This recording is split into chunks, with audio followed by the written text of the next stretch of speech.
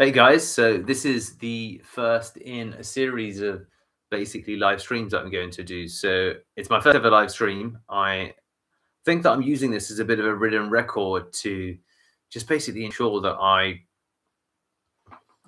document the journey and don't forget all of the lessons. And I think that I don't expect anyone to be able to watch this or to watch this. It's 6:35 and it's I don't even know what's the date today. It's the 16th of February, 6:35 p.m. European time, 16th of Feb. I'm going to close WhatsApp. And yeah, I've got 0 viewers. I wanted to talk about basically how to fix poor sales performance. So one of the observations I had, if you run a sales team, and even if you don't, it still applies to a one-person sales team, is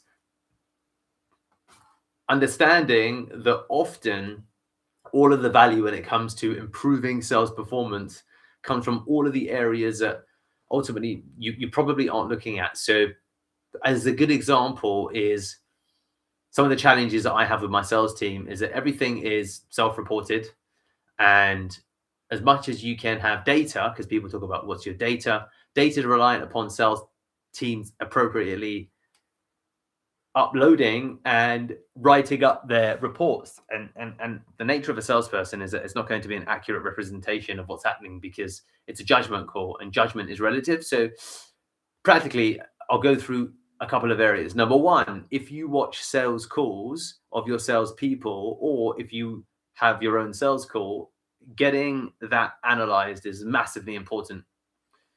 Now, psychologically, we struggle as people to review our own performance and actively pick out weaknesses. I think it just goes against our nature, which is why it's always better to have someone else tell you the things that you could probably already have identified, but there's that emotional burden that comes with self-review. So whether you hire someone or whether you use ChatGPT, the point is get someone, because you'll discover 101 things about your process that you're not doing correctly. Some examples, if I just look at it right now, my ultimately screen is a little bit grainy. I am recording in the evening, so the lighting is probably off. I haven't thought about appropriate titles and descriptions. I haven't properly scripted this video.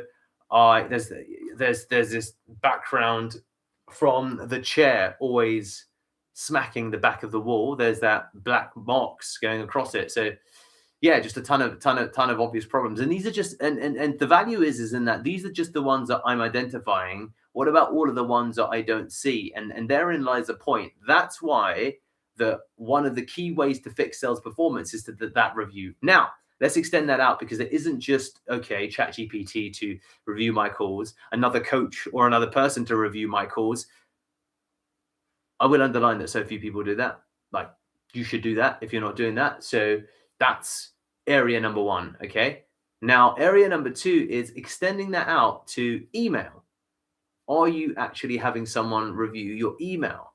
What about the way that you reply? So speed at which you reply, manner in which you reply, formatting of how you reply, documentation within your replies. All of these areas need to be aligned, and so many people just screw them up, basically. So it's quite incredible the amount of people that do screw them up. So I'd massively advocate that you have someone follow the same principles with voice notes. They should be absolutely reviewing your voice notes. Voice notes, bloody hell. Your email, okay? Are you using video explainers in video in email? Okay, so you've got sales calls, you've got email, and you're gonna just carry the logic through, basically, because you've got sales calls, you've got emails. You've got different types of sales calls, so phone call, meet with multiple people versus meet, like as in a video-based call with multiple people versus one person. It's a different, right? The psychology of it's totally different. So therefore the performance is different. So if you slice up all of the different scenarios, then the context matter, because it's not just about, let's call it performance. It's about how do you dress when you're with someone who's 20 versus someone who's 50, and what about someone who's quite, more street versus someone who's very corporate. So thinking about this in terms of how that's managed is really, really important. So you've got video calls, voice calls, WhatsApp messaging. So WhatsApp's like a big thing as well. you've got LinkedIn, you've got SMSs, you've got all of these buckets, and all of them need to be individually examined. And that's the thing that most people are often unprepared to do. So the quickest way to fix sales performance is just to be aware that there's all of these different buckets, and then to begin that process of process improvement across all of these areas. It's such a quick way to improve performance, but it's so difficult because it's boring. It's boring. Fight the boredom to fix sales performance by looking at each of these areas, and you'll be blown away by what's possible when it comes to fixing sales performance. Look at emails. Look at email threads. Look at emails of multiple decision makers. Look at WhatsApp, similar principles, DMs, group messages. Look at phone calls. Look at video calls.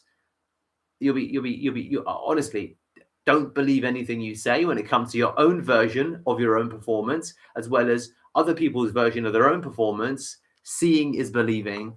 And that is one of the key ways to fix sales performance. And that is me out. See you guys.